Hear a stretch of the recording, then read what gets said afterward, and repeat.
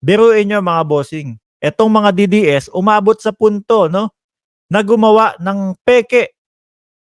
Ginaya yung boses ni Pangulong Bongbong Marcos, mga kababayan, para lang po masira sa taong bayan. Sabi ni Vicky, ayan, "Good morning, Mark. Love ya." Ang dami na pikon kay Tunying niyan. Mga bossing, may sagot si Katunying diyan, mga kababayan, no? Talagang makikita nyo sa pangatlong topic natin ngayong araw. So ito nga po mga kababayan, balitang-balita sa Radyong Sira. Balitang-balita sa Diaryong Punet. Oh, ito pakiramdam ko DDS po ang gumawa nito, mga kababayan. Kasi po sanay po sila diyan sa mga kasiraan na ganyan. At iisa po yung naratibo nila. Mga boss, iisa yung naratibo nila na alam niyo yun, ang ating Pangulo daw po isinusulong tayo o isinusuong tayo sa digmaan, mga kababayan. Ang ginawa nila, eto, ang ginawa nila, kasi alam niyo po yung deep fake, no, mga bossing, deep fake. So ginaya po yung boses ng ating Pangulo, no, na sinasabi doon na talagang gusto nang makipagdigma ang ating ng ating presidente. Ito, pakinggan po natin dito sa News 5. Hopefully marinig nyo dahil kadalasan sinasabi nyo hindi nyo marinig no? Ayan. Kay Ed Lingaw, mga kababayan, News Explain. Biruin mo, News 5 ang nakahuli, mga bossing. Pakinggan nyo po muna, ha? Oh. Sa pangkaraniwang panahon, baka nakakaliw pa ito. Mga deepfake na pahayag daw ni Pangulong Bongbong Marcos. Pero nakakabahala kasi ang mga video nilabas ng YouTube channel na dapat balita nitong nakaraang 7 araw. Una, kung titingnan mo yung mga captions or headlines niya, lahat sila tungkol sa gera. Ayan. Sumiklap na raw sa pagitan ng Pilipinas. Mga kababayan, itong tinutukoy na channel na ito, mga bossing, ay, ayan po ang pangalan. No? Nakasulat dyan, dapat balita. No? Dapat balita. So, ano yung mga nakasulat na dito? Ayan, no? Yung mga thumbnail. Malabanat Biden to nagsabunutan. Nagsabunutan si First Lady Lisa Marcos at si Inday Sara Duterte. Sabi ko, meron bang ganung nangyari? Wala naman no? Meron pagsasagutan pero walang sabunutan. So nakalagay dito, isa sa thumbnail, mga bossing, nirat-rat ng kanyon. Oh. China, may nategi. Grabeng pagpapabomba. Wala naman pong nangyayaring ganun. O isa pa doon sa ginawang thumbnail, lumaban sa China. O, nagdeklara ng digmaan. Yung Pangulo daw natin, pinakamalala sa kaysaysayan. Paninira talaga kay PBBM, mga bossing. Ituloy natin naririnig nyo naman po, mga boss, di ba? Naririnig nyo naman po. Ito. West Philippine Sea. Halimbawa, China, umatake nung Martes, may napatay, nirat-rat ng kanyon. Meron itong 66,000 views at meron pang mga nagkomento. Meron ding China, pinasabugan ng Pilipinas, maraming sugatan. May 32,000 views na po ito. Grabe, mga kababayan, yung pamemeke. No?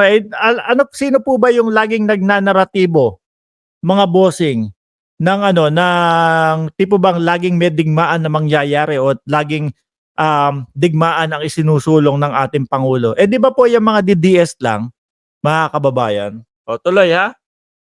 Tinatakot nila ang taong bayan sa pamamagitan ng digmaan kasi daw mali yung desisyon ng ating Pangulo. Wala pong magiging digmaang mangyayari, mga kababayan. No, siguro sa isip-isip nila.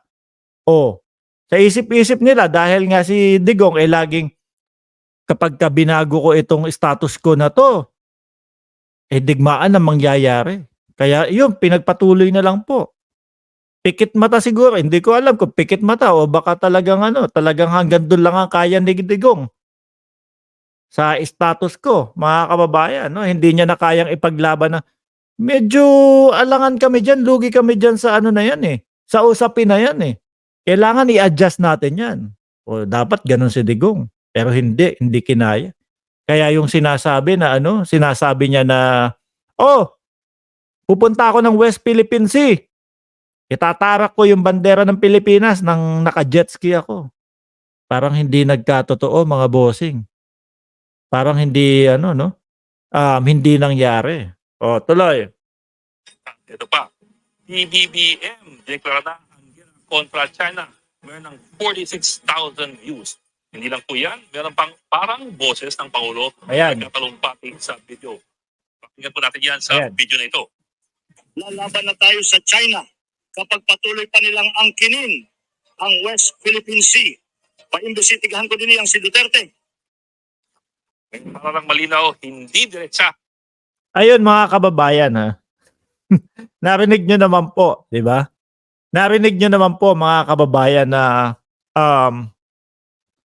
ano sabi nung deepfake na boses? Papaimbestigahan na din si Duterte. So sinisira talaga. Ang Pangulo paulit-ulit niya di ba? Mga bossing na walang ICC, hindi makakapasok ang ICC. At ang paulit-ulit na lang po dyan, mga bossing, yung mga DDS. Hindi mo alam tuloy mga kababayan kung sila po ba yung sabog o sila po ba yung nakasinghot, no? Kasi mga tamang hinala, paulit-ulit na ang ating presidente, walang investigasyon, hindi makakapasok ang ICC. Tapos ang dating sa kanila makakapasok. Ano ba tong mga to? Sabog ba tong mga to? No, tamang hinala kayo Ilang beses nang sinabi, siguro dapat kung kanya ng paniniwala nyo, papasukin na lang talaga. Di ba ho, mga kababayan? Papasukin na lang talaga. Total, yan yung paniniwala nyo Paulit-ulit kayo baka mga ilang panahon talagang matuluyang pumasok ang ICC sa Pilipinas, mga kababayan. No, baka biglang magdilang anghel sila De Lima about doon sa, kumbaga, warrant of arrest ng International Criminal Court kay dating Pangulong Duterte kasi paulit-ulit Wow, live ulit, sabi. Pinahirapan mo naman ako sa pangalan mo. Shout out sa iyo. No? Wow, live ulit. Sabog mga yan. Pa-drug test na. Yan. Paulit-ulit din po mga kababayan. Paulit-ulit na drug test, drug test, drug test. Di ba? Sino ba papadrug test? Yung mga yung mga DDS.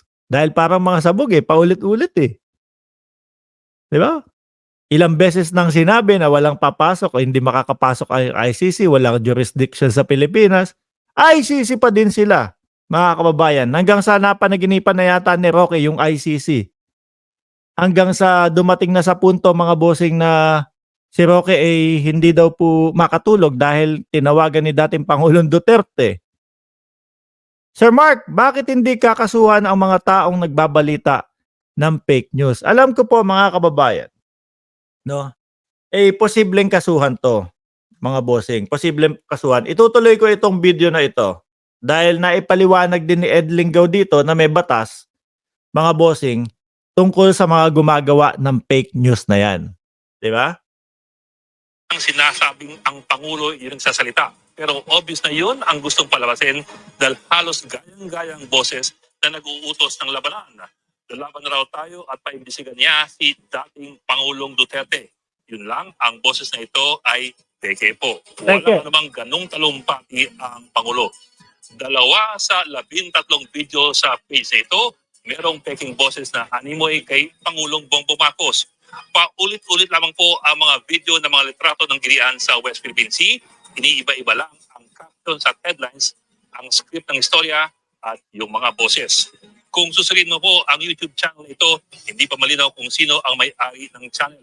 Hindi rin po ito bagong channel. Meron na po itong 127,000 subscribers at 346,000 views.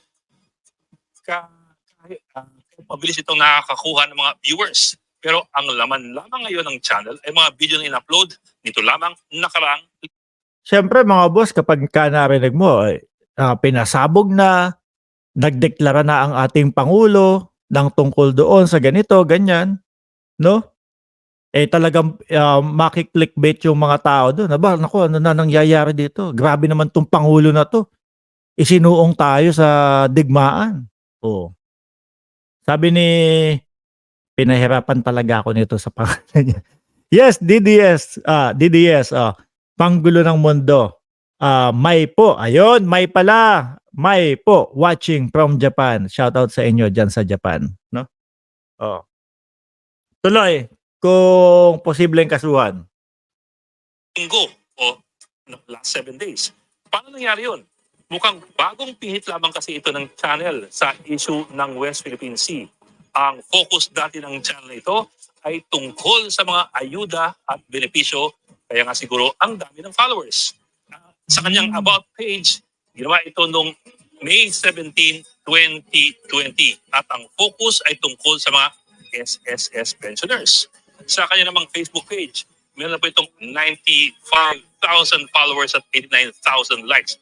Mapapansin mo ang URL ng kanyang Facebook, Ayuda sa PH.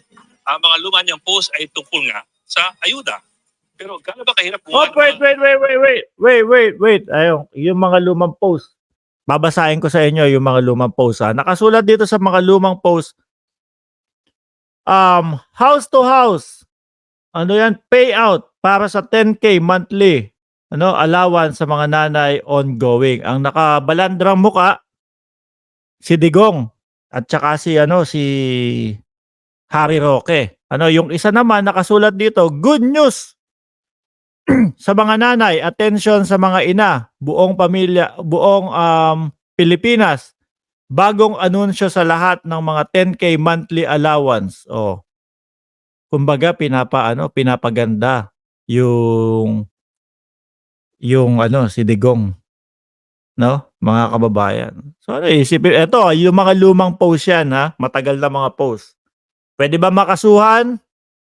deepfake na boses lamang. Ito na lang po. Sa mabilisang pag-Google, nakahanap kami ng website na nag-aalok hindi lang po ng deepfake voices, pero pati ang boses ng ama ni PBBM, si Ferdinand Marcos Sr.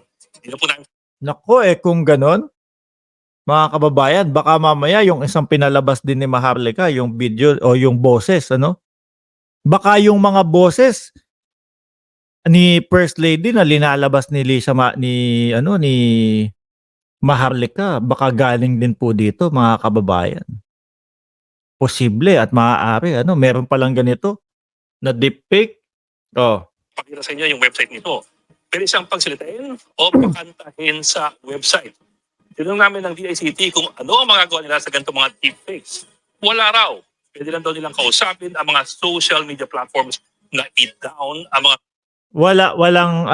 walang magagawa. Pwedeng i-down lang po. So, wait lang, may bisita po tayo, si Leonila. Sus, bayaran ka, Mark Ramos. Walang naniniwala sa'yo. Nakampi ka sa masama. Tanungin nga natin. Sige. Leonila, diyan ka lang 228 viewers. Baka mapahiya ka, Leonila. No? Naniniwala po ba kayo sa akin?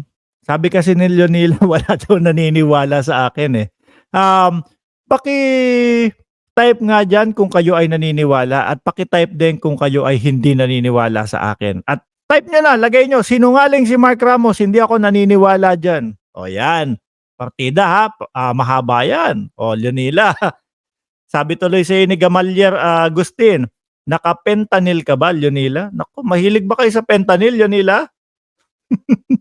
Hilig nyo sa fentanyl daw, Boss Mark, may kaway pa, Sal K. Boss Mark, Ramos, kung bayaran ka, may laman Gcash ko, sabi ni Egay, ha. Naniniwala po kami sa iyo. Sabi ni Leonila, wala. No? Walang itsura si Leonila. Yun ang nakikita ko. Mga kababayan. Eto, gawa-gawa ng mga kasamahan ni Leonila. Leonila, bakit hindi mo naman sabihan yung mga kasama mo? No? Sabihan mo yung mga kasama mo, wag gumagawa ng fake news, Napa-comment tuloy lahat. Magandang araw po, Ma'am Trexie Villa. Tatambay ba kami dito kung hindi kami naniniwala sa iyo? Ayan, sabi ni Mayan Tolentino. Yes, Leonila, nandiyan ka pa? Buhay ka pa? O inatake ka na dyan? Wag ha? Kailangan ka pa ni Maharlika. Dahil kapag ka ikaw, inatake dyan, bawas ang viewer ni Maharlikang uto-uto. Wag. Uminom ka ng tubig diyan, Jonila, okay? Kailangan ka ni Maharlika. Makukulangan yung mga uto-uto. Oh. Ano ba, pwedeng kasuhan? video na may deepfake. Pero po, kung tutusin, meron naman. Sa Article 154 ng Revised Penal Code, merong batas laban sa false news. Minsan nga, ginagamit pa ito ng gobyerno laban sa mga kritiko nito. Ayon sa Article 154, ang pag-publish ng false news na mag-endanger ng public order or cause damage to the interest or credit of the state ay paparusahan ng aresto mayor or pagkakakulong ng 1 to 6 months at penalty na hanggang 200,000 pesos. Pero ito kaya ay humor or satire. Ang problema, wala po nakalagay. Walang nakasulat na satire site, mga kababayan. So malamang sa alamang po, kapag kaganyan, nako, dapat pinapatulan na din po ng ano to no? Ng ating gobyerno. Hindi kasi pinapatulan yung mga ganyan, kaya umaabuso po, mga kababayan No, so ginawa yung may-ari, mga kababayan, mukhang maka-DDS dahil yung mga lumang naka-post doon sa mismong channel na yon pag-uplift no kay Duterte, mga kababayan. Kumbaga, sa madaling salita, pagpapabango kay Duterte. Tapos bigla ngayon, ginaya pati po boses ng ating presidente. Para kunyari ipamuka sa taong bayan na ang ating presidente isunusuong tayo sa digmaan. Wala pong katotohanan yun. Ang ating pong presidente, kumbaga, sa ngayon, ang nakikita kong gagawing hakbang, mga bossing, kumbaga, dadaanin yan, no? Sa pakikipag-usap sa China. Pero may tapang. Hindi yung eto yung sabi ng China hindi kayo pwedeng magdala ng mga gamit na pang repair niyang barko ninyo, hindi pwede ganito ganyan. Oo na lang kagaya nung ginawa ni Digong, no? Pero yung sa presidente natin, panigurado ako makikipag-usap yan, aayusin lahat. Hindi kami pabor dito, hindi kami pabor dito, hindi kami pabor dito. Ayusin natin tong kasunduan na to. I-balance natin sa gitna. Ganyan ang mangyayari diyan, mga kababayan.